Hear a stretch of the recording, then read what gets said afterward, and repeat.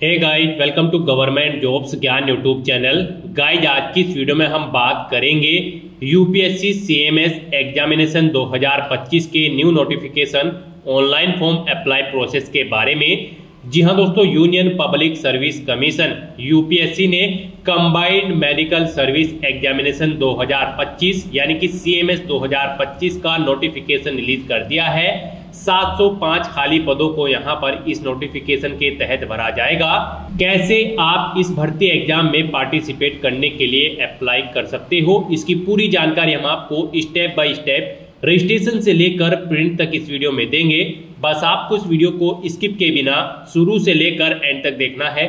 उसके बाद वीडियो पसंद आए तो इसे लाइक और शेयर कर दें। चैनल पर नए हो तो इसे सब्सक्राइब कर लें। तो गाइस, बिना कोई वक्त गंवाए चलिए शुरू करते हैं। आपको इस वीडियो के डिस्क्रिप्शन बॉक्स में हमारी वेबसाइट IND-sarkarinokri.in के इस पेज का लिंक मिल जाएगा। यहाँ पर आपको इस एग्जाम के रिगार्डिंग सभी डिटेल्स प्रोवाइड कर दी गई है।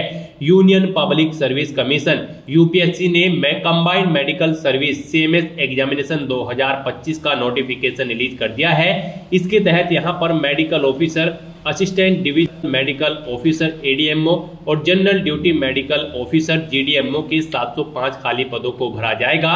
यहाँ पर आप 19 फरवरी 2025 से 11 मार्च 2025 तक अपने फॉर्म अप्लाई कर सकते हो। 20 जुलाई 2025 को आपका एग्जाम कंडक्ट होगा। MBBS डिग्री धारक कैंडिडेट या फिर एपीएड कैंडिडेट अप्लाई कर सकते हैं। यहाँ पर आप ऑल इंडिया से ऑनलाइन अप्लाई कर सकते हो। अप्लाई करने के लिए आपको इस पेज को नीचे स्क्रॉल डाउन करना है, इंपोर्टेंट लिंक सेक्शन में आना है, ऑफिशियल नोटिफिकेशन PDF लिंक पर क्लिक करके इस भर्ती एग्जाम के नोटिफिकेशन को ओपन कर लेना है और इसमें से आपको पूरी डिटेल रीड कर लेनी है, जैसे कि क्या पोस्ट का नाम है, कितनी उनके लिए नंबर ऑफ वैकेंसीज है, क्या आपका एलिजिबिलिटी क्राइटेरिया होना चाहिए, कैसे आप अप्लाई कर सकते हो, कब से कब तक अप्लाई कर सकते हो। पूरी जानकारी आपको इस नोटिफिकेशन में प्रोवाइड करा दी गई है।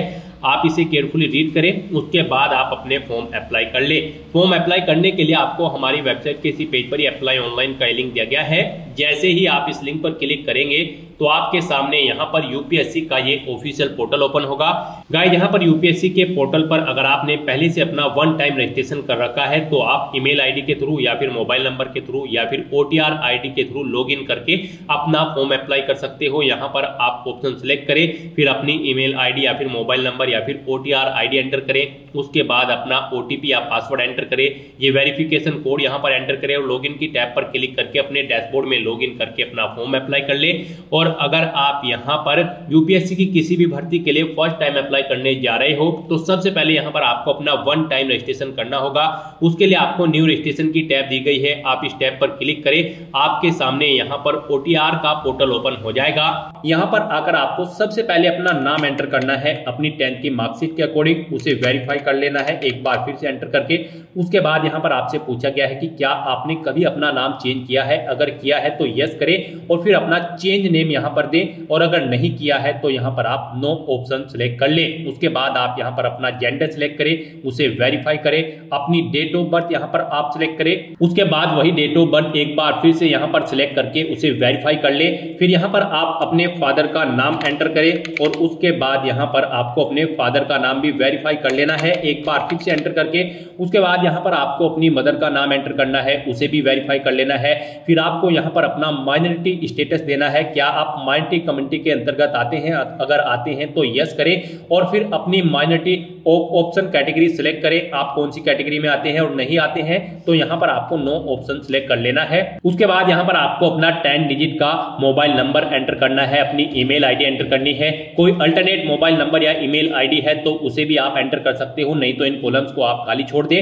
उसके बाद यहाँ पर आपको अपनी 10वीं क्लास का रोल नंबर एंटर कर देना है। फिर आपसे यहाँ पर एक सिक्योरिटी क्वेश्चन आपको सिलेक्ट कर लेना है, अपनी चॉइस के अकॉर्डिंग कोई भी सिक्योरिटी क्वेश्चन सिलेक्ट करें, उसका आंसर दे। एक और क्वेश्चन आप सिलेक्ट करें यहाँ पर सिक्योरिटी क्वेश्चन 2 सेक्शन में और उसका भी आंसर आप प्रोवाइड करा दें। उसके बाद यहाँ पर आप ये कैप्चा कोड एंटर करें और फिर सबमिट बटन पर क्लिक कर दें। नेक्स्ट आपको आपने पीछे रजिस्ट्रेशन में जो डिटेल्स प्रोवाइड कराई है उनका पूरा प्रीव्यू शो कर दिया गया है। आपको सभी डिटेल्स चेकआउट करनी है। कहीं पर कोई मिस्टेक है तो आप अपडेट/चेंज हियर ऑप्शन पर क्लिक करके चेंज कर ले, नहीं है तो आप आई एग्री इस बटन पर क्लिक कर दें। उसके बाद आपके सामने कुछ इस तरह से इंटरफेस ओपन होगा। यहां पर आपके रजिस्टर्ड मोबाइल नंबर और ईमेल आईडी पर ओटीपी सबमिट किए गए हैं, वो ओटीपी यहां पर आपको एंटर करने हैं और वेरीफाई ओटीपी ऑप्शन पर क्लिक करके अपना मोबाइल नंबर और ईमेल आईडी को वेरीफाई कर लेना है। ओटीपी वेरीफाई करने के बाद आपके रजिस्ट्रेशन का फर्स्ट स्टेप यहां पर कंप्लीट हो चुका है। आपको सभी डिटेल्स प्रोवाइड करा दी गई है। आपको इसका एक प्रिंट आउट ले लेना है फ्यूचर यूज के लिए, या फिर इसे नोट डाउन करके रख लेना है। साथ ही साथ आपको एक ओटीआर आईडी प्रोवाइड कराई गई है। ये ओटीआर आईडी और एक पासवर्ड आपको आपकी रजिस्टर्ड मेल आईडी पर भी सबमिट किए गए हैं और ये ओटीआर आईडी आपके रजिस्टर्ड मोबाइल नंबर पर भी सबमिट की गई है। आपको इन्हें केयरफुली नोट डाउन करके रख लेना है फ्यूचर यूज के लिए। इस स्टेप को कंप्लीट करने के बाद आपको दोबारा से यहां पर लॉगिन की स्टेप पर क्लिक करना है। उसके बाद आपके सामने यहां पर लॉगिन का इंटरफेस ओपन होगा। गाइस, यहां पर आप ओटीआर आईडी के थ्रू लॉगिन कर सकते हैं या फिर मोबाइल नंबर के थ्रू या फिर ईमेल आईडी के थ्रू। ईमेल आईडी के थ्रू अगर आप लॉगिन करना चाहते हैं तो यहां पर आप अपनी ईमेल आईडी एंटर करें। उसके बाद गेट ओटीपी ऑप्शन पर क्लिक करें। आपकी ईमेल आईडी पर एक ओटीपी आएगा, वो ओटीपी आप यहां पर एंटर करें या फिर आप अपना पासवर्ड एंटर करें। जो पासवर्ड आपकी रजिस्टर्ड ईमेल आईडी पर आया है, ये सिक्योरिटी कोड यानी कि वेरिफिकेशन कोड आप यहां पर एंटर करें और लॉगिन की स्टेप पर क्लिक करके लॉगिन करें, या फिर आप मोबाइल नंबर के थ्रू यहां पर लॉगिन कर सकते हैं। आप अपना मोबाइल नंबर एंटर करें, गेट ओटीपी ऑप्शन पर क्लिक करें, एक ओटीपी आएगा, वो ओटीपी आप यहां पर एंटर करें, और या फिर आप अपना पासवर्ड एंटर करके ये वेरिफिकेशन कोड यहां पर एंटर करके लॉगिन कर ले। या फिर अगर आप ओटीआर आईडी के थ्रू लॉगिन करना चाहते हैं तो आपके मोबाइल नंबर या फिर ईमेल आईडी पर जो ओटीआर आईडी आई है वो आईडी यहां पर आप एंटर करें और फिर आप अपना पासवर्ड यहां पर एंटर करें जो आपकी मेल आईडी पर आपका पासवर्ड आया है, और उसके बाद ये वेरिफिकेशन कोड यहां पर एंटर करें और लॉगिन की स्टेप पर क्लिक करके लॉगिन कर ले। लॉगिन करने के बाद आपके सामने कुछ इस तरह से इंटरफेस ओपन होगा। यहां पर अगर आप कुछ चेंज करना चाहते हैं अपने रजिस्ट्रेशन में, जैसे कि अपने जेंडर में, तो क्लिक टू चेंज जेंडर इस ऑप्शन पर क्लिक करें और अपना जेंडर चेंज कर ले। और अगर आप अपने माइनॉरिटी स्टेटस में चेंज आउट करना चाहते हैं तो क्लिक टू चेंज ऑप्शन पर क्लिक करके इसमें भी आप चेंज कर सकते हैं। नहीं तो यहां पर अब आपको अपना नया पासवर्ड क्रिएट करना है। यहां पर गाइड अब आपको अपना नया पासवर्ड क्रिएट करना है। इसके लिए आपको गाइडलाइन दी गई है, आपका पासवर्ड कम से कम 8 कैरेक्टर का होना चाहिए और ये अल्फा न्यूमेरिक फॉर्मेट में होना चाहिए। मींस आपके पासवर्ड में कम से कम एक अपर केस कैरेक्टर, एक लोअर केस कैरेक्टर, एक इंटीजर नंबर और एक स्पेशल कैरेक्टर जैसे कि @ या फिर डॉलर होना चाहिए। वही पासवर्ड आपको यहां पर एक बार फिर से एंटर करके कंफर्म कर लेना है। हम आपको पासवर्ड का सैंपल दिखा रहे हैं, इसके अकॉर्डिंग आपको अपना पासवर्ड क्रिएट करना है। तो आपका अपना पासवर्ड कुछ इस फॉर्मेट में रेडी करना है। इसमें आपका एक अपर केस कैरेक्टर, एक लोअर केस कैरेक्टर, एक इंटीजर नंबर और एक स्पेशल कैरेक्टर होना चाहिए और इसकी लेंथ कम से कम 8 कैरेक्टर की होनी चाहिए। तो इस फॉर्मेट में आपको अपना पासवर्ड यहां पर क्रिएट करना है। उसके बाद आपको सबमिट बटन पर क्लिक कर देना है। सबमिट बटन पर क्लिक करने के बाद आप अपने डैशबोर्ड से लॉग आउट करें और फिर अब यहां पर आप इनमें से ईमेल आईडी, मोबाइल नंबर या फिर ओटीआर आईडी के थ्रू अपने डैशबोर्ड में दोबारा से लॉगिन करें। अपने नए पासवर्ड को एंटर करने के बाद यहां पर आप अपनी ओटीआर आईडी एंटर करें, अपना नया पासवर्ड एंटर करें जो आपने चेंज किया है, ये वेरिफिकेशन कोड यहां पर एंटर करें और लॉगिन बटन पर क्लिक करके लॉगिन कर लें। नेक्स्ट आपके सामने कुछ इस तरह से इंटरफेस ओपन होगा। गाइस, यहां पर हम आपको यूपीएससी का ओटीआर वन टाइम रजिस्ट्रेशन करके दिखा रहे हैं। इसे कंप्लीट करने के बाद आप यूपीएससी में निकलने वाली सभी भर्तियों पर अप्लाई करने के लिए एलिजिबल हो जाएंगे। सभी भर्तियों पर अप्लाई करने से पहले आपको ऐसे ही ओटीआर करना पड़ता है, बिना इसके आप यूपीएससी की किसी भी भर्ती के लिए अप्लाई नहीं कर पाओगे। तो यहां पर आने के बाद आपको अपने डैशबोर्ड में अपनी ओटीआर की प्रोफाइल को कंप्लीट करना है। सबसे पहले यहां पर आपको अपनी पर्सनल इंफॉर्मेशन प्रोवाइड करानी है, तो आप यहां पर पर्सनल इंफॉर्मेशन के इस लिंक पर क्लिक करें। उसके बाद आपके सामने कुछ इस तरह से इंटरफेस ओपन होगा। यहां पर आपको आपकी कुछ चीजें ऑटोमेटिकली फिट मिल गई है जो आपने रजिस्ट्रेशन के फर्स्ट स्टेप में प्रोवाइड कराई थी। आपको इस पेज को नीचे स्क्रॉल डाउन करना है और यहां पर सबसे पहले अब आपको अपनी सिटीजनशिप सिलेक्ट कर लेनी है, फिर आपको अपनी मातृभाषा यहां पर सिलेक्ट कर लेनी है। उसके बाद यहाँ पर आपको अपना मैरिटल स्टेटस सिलेक्ट कर लेना है, आप मैरिड हो या फिर अनमैरिड। प्लेस ऑफ बर्थ आप यहाँ पर एंटर सेलेक्ट करें, आप इंडिया से है या फिर आउटसाइड ऑफ इंडिया से। उसके बाद यहाँ पर आप अपना पोस्ट ऑफिस का नाम एंटर करें, सिटी या टाउन या फिर विलेज का नाम एंटर करें, अपना स्टेट यहाँ पर आप सिलेक्ट करें। उसके बाद आप अपना डिस्ट्रिक्ट यहाँ पर सिलेक्ट करें, फिर आप अपना पिन कोड यहाँ पर एंटर कर दें। उसके बाद यहाँ पर आपको अपनी कम्युनिटी सिलेक्ट कर लेनी है, आप जिस भी कम्युनिटी से बिलोंग करते हैं। फिर अगर आप रिजर्व कैटेगरी से बिलोंग करते हो तो आप अपना कास्ट का सर्टिफिकेट नंबर यहाँ पर एंटर करें और फिर डेजिग्नेशन सिलेक्ट करें, किसने आपको आपका कास्ट सर्टिफिकेट प्रोवाइड कराया है, जैसे कि तहसीलदार या फिर मैजिस्ट्रेट या फिर पटवारी या फिर कलेक्टर। आप ऑप्शन सिलेक्ट करें, फिर आप स्टेट सिलेक्ट करें, किस स्टेट का आपके पास यहाँ पर ये कास्ट सर्टिफिकेट है वो यहाँ पर आप सिलेक्ट कर लें।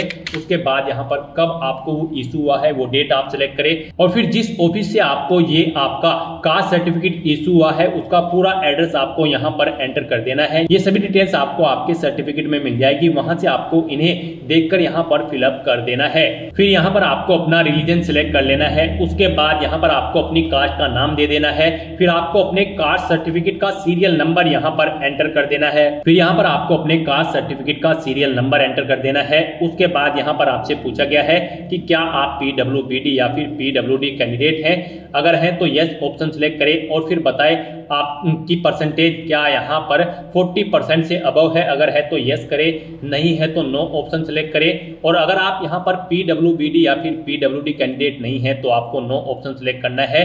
उसके बाद यहाँ पर आपको अपना फोटो आइडेंटिटी कार्ड यहाँ पर सिलेक्ट कर लेना है, कोई भी एक फोटो आइडेंटिटी कार्ड यहाँ पर आपको प्रोवाइड कराना है। आप ऑप्शन सिलेक्ट करें, driving licence, PAN card, passport या फिर वोटर आईडी। उसके बाद उसका नंबर आप यहाँ पर एंटर कर दे। फिर यहाँ पर आपसे पूछा गया कि क्या आप पीएच या फिर पीडब्ल्यूबीडी कैंडिडेट हैं और यहाँ पर आप यूपीएससी के पहले के किसी एग्जाम में पार्टिसिपेट कर चुके हैं, अगर कर चुके हैं तो यस करें और फिर उसकी डिटेल दे, जैसे कि एग्जाम का नेम, उसका ईयर और अपना रोल नंबर आप यहाँ पर प्रोवाइड कराएं। और अगर आपने यूपीएससी के किसी भी एग्जाम में अब से पहले पार्टिसिपेट नहीं किया है तो यहाँ पर आपको नो ऑप्शन सिलेक्ट करना है। उसके बाद यहाँ पर आपसे पूछा गया है कि क्या आप अपनी पर्सनल इंफॉर्मेशन को यहाँ पर अवेलेबल कराना चाहते हैं, तो यहाँ पर आपको यस ऑप्शन सिलेक्ट कर लेना है। उसके बाद यहाँ पर आपको चेकबॉक्स को ओके करना है और सेव के इस बटन पर क्लिक करके अपनी पर्सनल इंफॉर्मेशन को सेव कर देना है। इस तरह से आपकी पर्सनल इंफॉर्मेशन यहाँ पर सेव हो जाएगी। इसके सामने आपको ओके का ग्रीन कलर का टिक मिल जाएगा। अब यहाँ पर आपको अपना एड्रेस इंफॉर्मेशन प्रोवाइड करानी है। एड्रेस इंफॉर्मेशन के इस लिंक पर क्लिक करें, उसके बाद आपके सामने कुछ इस तरह से इंटरफेस ओपन होगा। अब यहाँ पर आप अपना कोरोस्पोंडेंस एड्रेस एंटर करें, उसके बाद आप अपना परमानेंट एड्रेस यहाँ पर एंटर कर दें। और अगर आपका परमानेंट एड्रेस आपके कोरोस्पोंडेंस एड्रेस के अकॉर्डिंग सेम है तो यहाँ पर click here if your permanent postal address is same as correspondence address, आप इस चेकबॉक्स पर ओके कर दें। ऑटोमेटिकली आपका परमानेंट एड्रेस आपके कोरोस्पोंडेंस एड्रेस के अकॉर्डिंग फिल हो जाएगा। उसके बाद आप सेव के इस बटन पर क्लिक करके अपनी एड्रेस की इंफॉर्मेशन को आप सेव कर दें। एड्रेस की इंफॉर्मेशन प्रोवाइड कराने के बाद आपको अपना फोटो और सिग्नेचर अपलोड करने हैं, तो आप फोटो एंड साइन अपलोड इस लिंक पर क्लिक करें। आपके सामने कुछ इस तरह से इंटरफेस शो होगा। यहाँ पर आपको दी गई गाइडलाइंस के अकॉर्डिंग अपना फोटो और सिग्नेचर अपलोड करने हैं। गाइस यहाँ पर आपका फोटोग्राफ जेपीजी फॉर्मेट में होना चाहिए और आपका फोटो का डायमेंशन 550 पिक्सल से 1000 पिक्सल के बीच में होना चाहिए और आपका फोटो यहाँ पर कुछ इस तरह से होना चाहिए। उसके नीचे यहाँ पर आपको अपना नाम एंटर करना है और फिर किस डेट को यहाँ पर क्रिएट हुआ है वो डेट आपको यहाँ पर एंटर कर देनी है।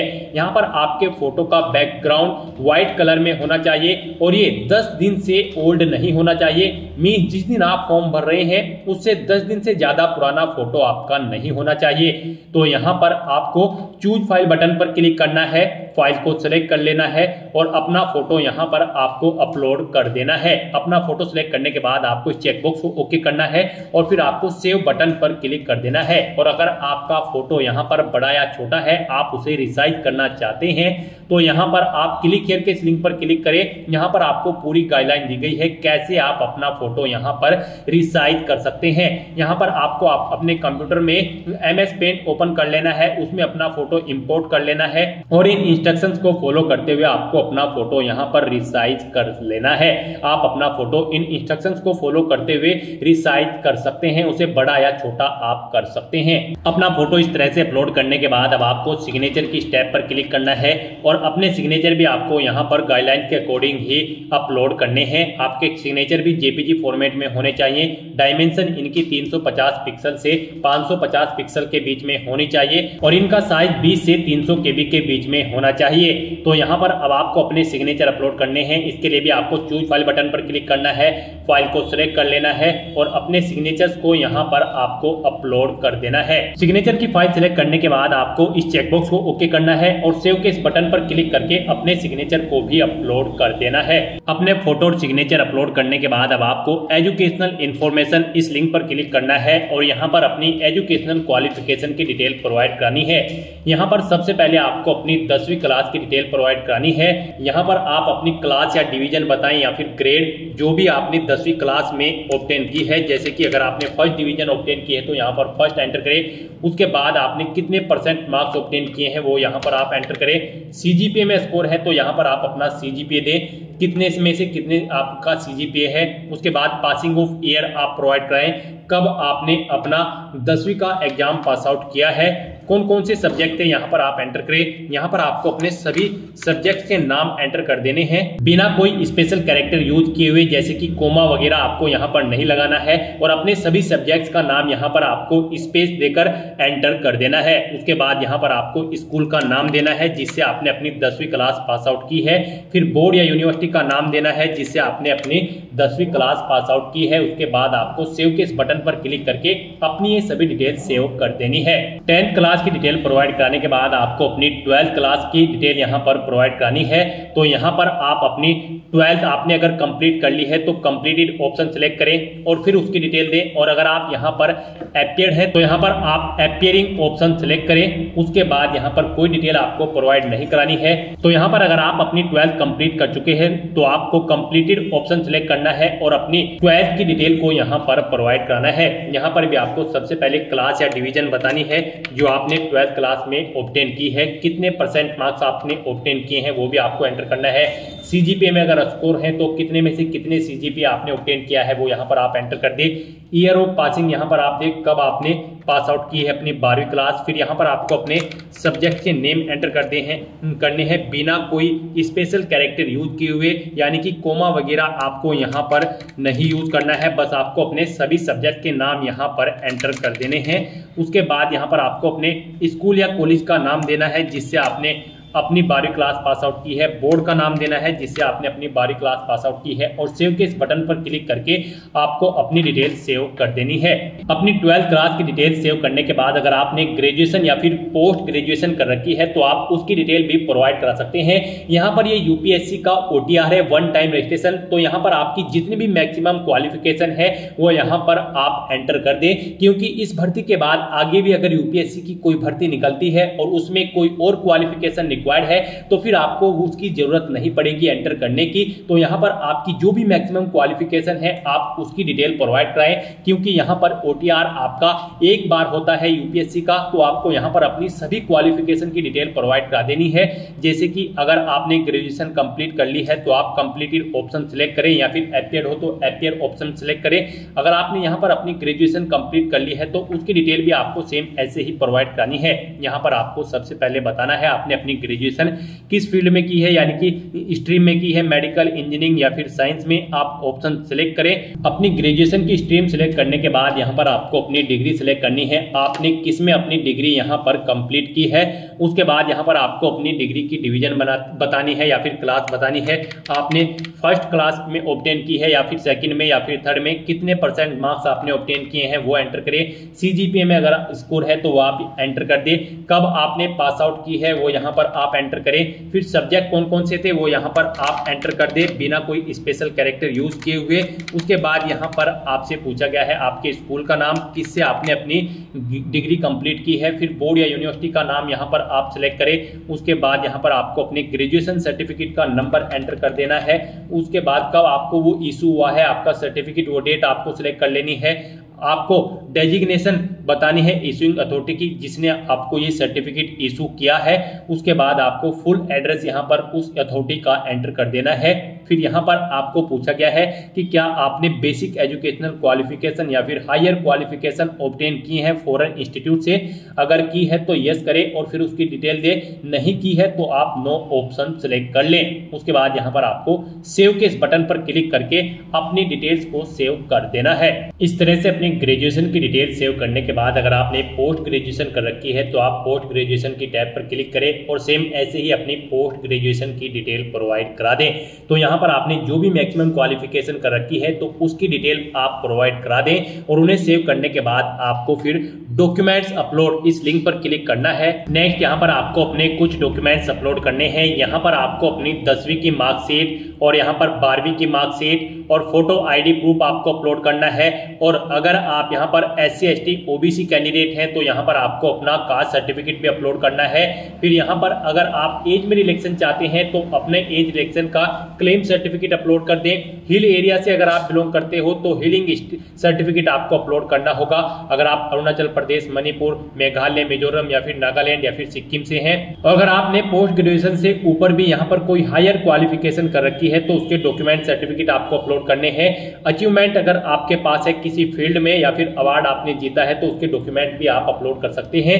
यहाँ पर जिनके ऊपर रेड कलर का स्टार बना हुआ है वो डॉक्यूमेंट आपको यहाँ पर जरूर अपलोड करने हैं। आपका डॉक्यूमेंट्स यहाँ पर PDF फॉर्मेट में होने चाहिए और उनका मैक्सिमम साइज 1 MB रखा गया है। आपको चूज फाइल बटन पर क्लिक करना है, फाइल को सिलेक्ट कर लेना है और 1 बाय 1 करके अपने इन सभी डॉक्यूमेंट्स को आपको अपलोड कर देना है। अपने इन सभी डॉक्यूमेंट्स को सक्सेसफुली अपलोड करने के बाद आपको पेरेंटल इंफॉर्मेशन इस लिंक पर क्लिक कर देना है। उसके बाद आपके सामने कुछ इस तरह से इंटरफेस ओपन होगा। अब यहाँ पर आपको अपने गार्जियंस, अपने फादर और मदर की इंफॉर्मेशन प्रोवाइड करानी है। सबसे पहले आपको अपनी फादर की इंफॉर्मेशन प्रोवाइड करानी है। उनकी नेशनलिटी आप सिलेक्ट करें, फिर उनका प्रोफेशन आप यहाँ पर सिलेक्ट कर लें। उसके बाद यहाँ पर आपको उनका एड्रेस एंटर करना है।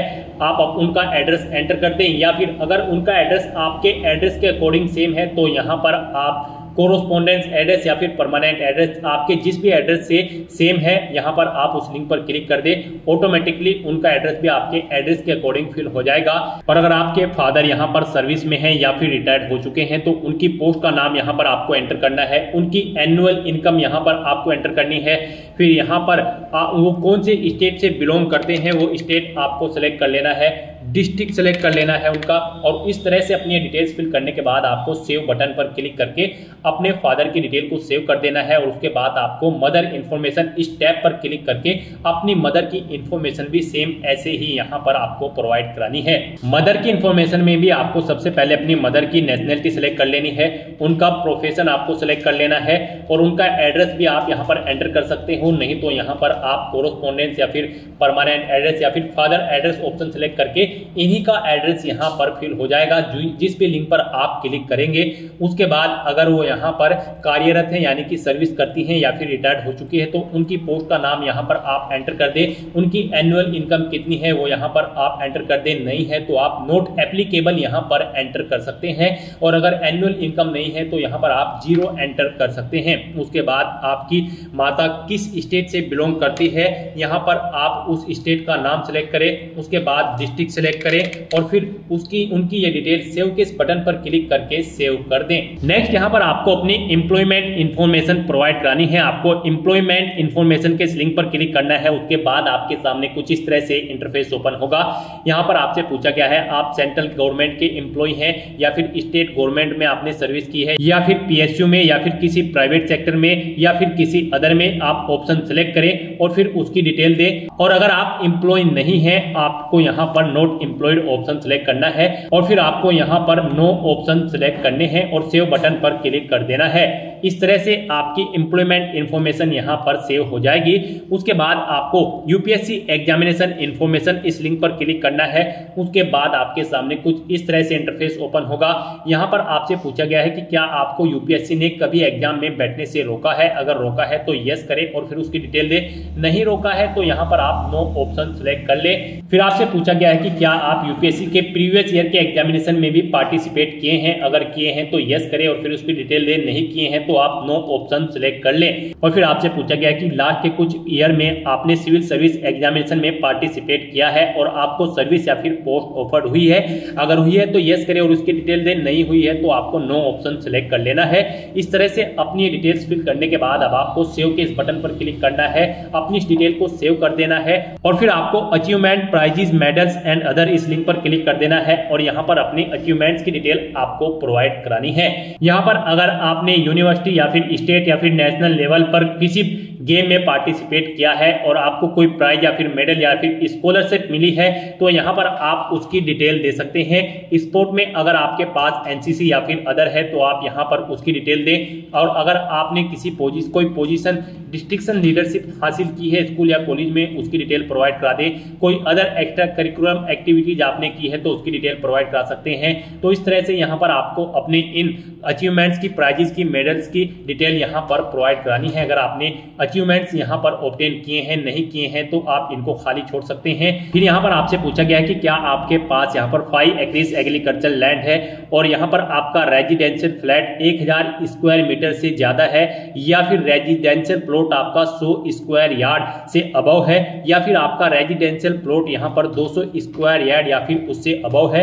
अगर इनमें से कोई भी ऑप्शन है तो आप यस ऑप्शन सेलेक्ट करें, नहीं तो नो ऑप्शन सेलेक्ट करें। फिर यहाँ पर आपको अपनी लैंग्वेज की डिटेल प्रोवाइड करानी है, कौन कौन सी लैंग्वेज आप जानते हैं, जैसे कि हिंदी, और उसे आप रीड, राइट, स्पीक और जो भी जानते हैं यहाँ पर आप ऑप्शन सेलेक्ट करें और फिर एग्जामिनेशन आपने कौन सा पास आउट किया है वो एग्जामिनेशन आप यहाँ पर एंटर कर दें। इस तरह से यहाँ पर आपको अपनी लैंग्वेज की डिटेल प्रोवाइड करनी है। अगर आप एक से ज्यादा लैंग्वेज जानते हैं तो यहाँ पर ऐड के इस बटन पर क्लिक करें, फिर यहाँ पर आप अपनी दूसरी लैंग्वेज सेलेक्ट करें और उसकी डिटेल दें। इस तरह से अपनी लैंग्वेज की डिटेल आपको यहाँ पर प्रोवाइड करनी है और फिर आपको सेव के इस बटन पर क्लिक करके अपनी डिटेल सेव कर देनी है। इस तरह से आपके वन टाइम रजिस्ट्रेशन की प्रोफाइल आपकी कंप्लीट हो जाएगी। यहाँ पर इन सभी ऑप्शन के सामने आपको ग्रीन कलर का ओके का टिक मिल जाएगा। तो यहाँ पर आपकी ओटीआर की प्रोफाइल कंप्लीट हो चुकी है। गाइस, यहाँ पर ओटीआर कंप्लीट करने के बाद आपको यूपीएससी की भर्तियों के लिए अप्लाई करना है। उसके लिए आपको लेटेस्ट नोटिफिकेशन की स्टेप पर क्लिक करना है। नेक्स्ट आपके सामने कुछ इस तरह से इंटरफेस ओपन होगा। यहाँ पर आपको यूपीएससी की जितनी भी भर्तियां चल रही हैं उनकी लिस्ट मिल जाएगी। आपको पेज को नीचे स्क्रॉल करना है और यहाँ पर आपको कंबाइंड मेडिकल सर्विस एग्जामिनेशन 2025 इसके सामने यहाँ पर आपको, अगर आप अपनी ओटीआर में अपडेट करना चाहते हैं वन टाइम रजिस्ट्रेशन में, तो आप अपडेट या फिर एडिट कर सकते हैं। नहीं तो यहाँ पर आपको क्लिक हियर फॉर पार्ट 1 भाग 1 के लिए यहाँ क्लिक करें। आपको इस लिंक पर क्लिक कर देना है। उसके बाद आपके सामने यहाँ पर कुछ जनरल इंस्ट्रक्शंस ओपन होंगे, इन्हें आपको रीड करना है, पेज को नीचे स्क्रॉल करना है और फिर आपको यहाँ पर यस के इस ऑप्शन पर क्लिक कर देना है, ओके करना है। उसके बाद यहाँ पर आपको दिखा दिया गया है कि आपका जो ओटीआर है पार्ट 1 का रजिस्ट्रेशन उससे यहाँ पर ऑटोमेटिकली फैच कर लिया गया है। यहाँ पर आप इस चेकबॉक्स को ओके करें और फिर यहाँ पर आई एग्री इस ऑप्शन पर क्लिक करें। इस तरह से यहाँ पर आपका पार्ट 1 कंप्लीट हो चुका है। फिर यहाँ पर आपको कंबाइंड मेडिकल सर्विस एग्जामिनेशन 2025 के इसी सेक्शन में आकर भाग 2 के लिए यहाँ क्लिक करें, इस लिंक पर क्लिक कर देना है। उसके बाद आपके सामने कुछ इस तरह से इंटरफेस ओपन होगा। अब आप इस पेज को नीचे स्क्रॉल डाउन करें और फिर यहाँ पर आपको बस अपनी एजुकेशनल क्वालिफिकेशन सिलेक्ट करनी है। यहाँ पर यूपीएससी सीएमएस 2025 एग्जाम में पार्टिसिपेट करने के लिए आपके पास एमबीबीएस की डिग्री होनी चाहिए या फिर आप अगर एमबीबीएस के कोर्स में फाइनल ईयर में अपीयर्ड हैं तो भी आप अप्लाई कर सकते हो। यहाँ पर आप ऑप्शन सेलेक्ट करें, आपने पास आउट कर चुकी है या फिर आप अपीयर्ड हो, ऑप्शन आप सेलेक्ट करें। उसके बाद यहाँ पर आप कंटिन्यू / आगे बढ़े इस ऑप्शन पर क्लिक कर दें। नेक्स्ट यहाँ पर आपसे पूछा गया है क्या आप एज में रिलैक्सेशन चाहते हैं, अगर चाहते हैं तो यस ऑप्शन सेलेक्ट करें और फिर यहाँ पर आप अपना श्रेणी कोड का चयन करें। आप क्लिक के इस बटन पर क्लिक करें और अपना श्रेणी कोड यहाँ पर आप सिलेक्ट कर लें। और अगर आप आयु में छूट नहीं चाहते हैं तो यहाँ पर आपको नो ऑप्शन सिलेक्ट करना है। आप अपने अपलोडेड डॉक्यूमेंट व्यू करना चाहते हैं तो व्यू डॉक्यूमेंट अपलोडेड इस लिंक पर क्लिक करके उन्हें व्यू कर सकते हो। नहीं तो यहाँ पर अब आपको कंटिन्यू / आगे बढ़े इस ऑप्शन पर क्लिक कर देना है। उसके बाद आपके सामने कुछ इस तरह से इंटरफेस ओपन होगा। फिर यहाँ पर आपका जो फोटो पहचान पत्र है वो यहाँ पर आपको ऑटोमेटिकली सिलेक्ट मिल जाएगा। ये आपकी ओटीआर से फैच कर लिए गए हैं। अब यहाँ पर बस आपको कंटिन्यू / आगे बढ़े इस ऑप्शन पर क्लिक करना है उसके बाद यहाँ पर आपको आपके एप्लीकेशन फॉर्म का पूरा प्रीव्यू शो कर दिया गया है। आप इस पेज को नीचे स्क्रॉल डाउन करें, यहाँ पर अगर आप कोई एडिट करना चाहते हैं अपने एप्लीकेशन फॉर्म में तो आप अपडेट/सुधार इस ऑप्शन पर क्लिक करके एडिट कर ले। नहीं तो यहाँ पर अब आपको इस कैप्चा कोड को यहाँ पर एंटर करना है और फिर आपको आई एग्री मैं सहमत हूँ इस ऑप्शन पर क्लिक कर देना है। नेक्स्ट आपके सामने कुछ इस तरह से इंटरफेस ओपन होगा। यहाँ पर आपका भाग सेकंड भी कंप्लीट हो चुका है। आप प्रिंट स्लिप ऑप्शन पर क्लिक करके अपने फॉर्म का एक हार्ड कॉपी प्रिंट आउट ले ले और उसके बाद आप click here for DAF of CMS part 3 इस ऑप्शन पर क्लिक कर दे। नेक्स्ट आपके सामने कुछ इस तरह से इंटरफेस ओपन होगा। अब यहाँ पर आपसे पूछा गया है क्या आपके फादर की मृत्यु हो चुकी है या फिर वो जिंदा है। अगर जिंदा है तो आप अलाइव ऑप्शन सेलेक्ट करें, मृत्यु हो चुकी है तो आप डिसीज ऑप्शन सेलेक्ट कर लें। ऐसे ही आपको अपनी मदर की डिटेल देनी है। फिर यहाँ पर आप अगर PWBD या फिर PWD कैंडिडेट हैं तो आपको ऑप्शन ऑटोमेटिकली सिलेक्ट मिल जाएगा, यस या नो, जो आपने OTR में यहाँ पर फिल किया होगा। उसके बाद यहाँ पर आपसे पूछा गया है कि क्या आपकी क्वालिफिकेशन है, जो यहाँ पर रिक्वायर्ड क्वालिफिकेशन है वाइड रूल 6 के अकॉर्डिंग। अगर आप एग्री करते हैं तो यस ऑप्शन सेलेक्ट करें, नहीं तो नो ऑप्शन सेलेक्ट करें। फिर आपसे पूछा गया है कि क्या आपने MBBS परीक्षा का रिटन टेस्ट और प्रैक्टिकल यहाँ पर कंप्लीट कर लिया है। अगर आप फाइनल ईयर में अपियर्ड हैं, अगर कर लिया है तो आप यस ऑप्शन सेलेक्ट करें और फिर यहाँ पर प्रैक्टिकल और जो एग्जाम है वो आपने किस डेट को कंप्लीट किया है वो डेट, मंथ और ईयर सेलेक्ट करें। और अगर आपने पास आउट नहीं किया है तो यहाँ पर आपको नो ऑप्शन सेलेक्ट करना है। फिर यहाँ पर आपसे पूछा गया है कि क्या आपने अपनी इंटर्नशिप भी कंप्लीट कर ली है। अगर कर ली है तो यस ऑप्शन सेलेक्ट करें। कब आपने कंप्लीट की है वो डेट आप सेलेक्ट करें, डे, मंथ, ईयर।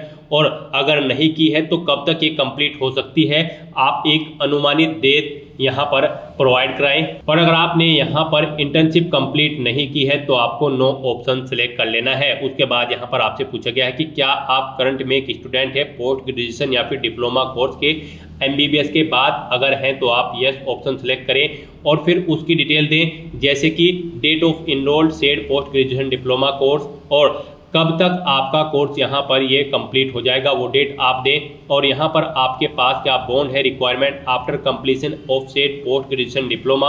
अगर है तो यस ऑप्शन सेलेक्ट करें और फिर पीरियड ऑफ बॉन्ड यहाँ पर दें, नहीं है तो नो ऑप्शन सेलेक्ट करें। और अगर आप कोई पोस्ट ग्रेजुएशन या फिर डिप्लोमा कोर्स नहीं कर रहे हैं MBBS के बाद तो यहाँ पर आपको नो ऑप्शन सेलेक्ट करना है और फिर आपको यहाँ पर सेव एंड कंटिन्यू ऑप्शन पर क्लिक कर देना है। नेक्स्ट आपके सामने कुछ इस तरह से इंटरफेस ओपन होगा। अब यहाँ पर आपको अपनी पोस्ट प्रेफरेंस देनी है। यहाँ पर आप जिस पोस्ट को प्रेफरेंस देना चाहते हैं फर्स्ट नंबर पर, उसके सामने आपको 1 लिखना है। जिसे सेकंड नंबर पर प्रेफरेंस देना चाहते हैं उसके सामने आपको सेकंड एंटर कर देना है। और अगर आप प्रेफरेंस देना नहीं चाहते हैं तो आपको 0 फिल कर देना है।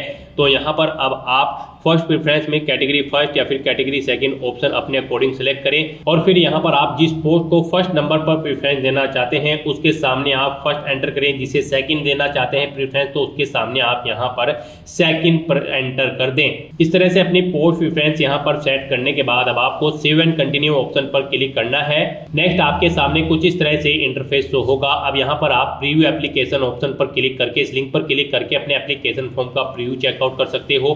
फिर यहाँ पर आपसे पूछा गया है क्या आपने अपनी एप्लीकेशन फॉर्म का प्रीव्यू चेकआउट कर लिया है, तो यहाँ पर आप यस ऑप्शन सेलेक्ट करें और फिर आप पार्ट 3 फाइनल सबमिट इस ऑप्शन पर क्लिक कर दें। इस तरह से यहाँ पर आपका पार्ट 3 का फॉर्म भी कंप्लीट हो जाएगा। फिर आपको आपके डैशबोर्ड में डायरेक्ट किया जाएगा। आप दोबारा से कंबाइंड मेडिकल सर्विस एग्जामिनेशन 2025 के सेक्शन में आकर अब आपको centre selection and agreeing to declaration इस लिंक पर क्लिक कर देना है।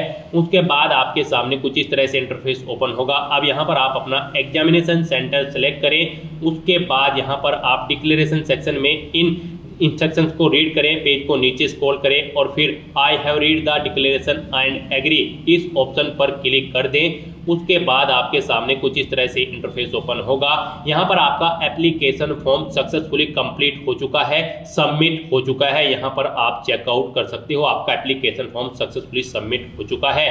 तो एप्लीकेशन फॉर्म का स्टेटस चेकआउट करने के लिए अब आप for application status of combined Medical service examination 2025 इस लिंक पर क्लिक कर दें। उसके बाद आपके सामने कुछ इस तरह से इंटरफेस होगा। यहाँ पर आप चेकआउट कर सकते हो आपका combined Medical service examination 2025 form के सभी स्टेप्स कंप्लीट हो चुके हैं, आपको कंप्लीटेड ऑप्शन शो कर दिया जाएगा। एप्लीकेशन स्टेटस में आपको कंप्लीटेड ऑप्शन मिल जाएगा। यहाँ पर आप व्यू/प्रिंट के इस बॉक्स में आकर DAFCMS क्लिक हियर इस लिंक पर क्लिक करके अपने एप्लीकेशन फॉर्म का एक हार्ड कॉपी प्रिंट आउट ले सकते हो, फ्यूचर यूज के लिए, फ्यूचर रेफरेंस के लिए। तो दोस्तों ऐसे आप UPSC combined Medical service examination 2025 के लिए अपना फॉर्म अप्लाई कर सकते हो बिना कोई मिस्टेक किए हुए।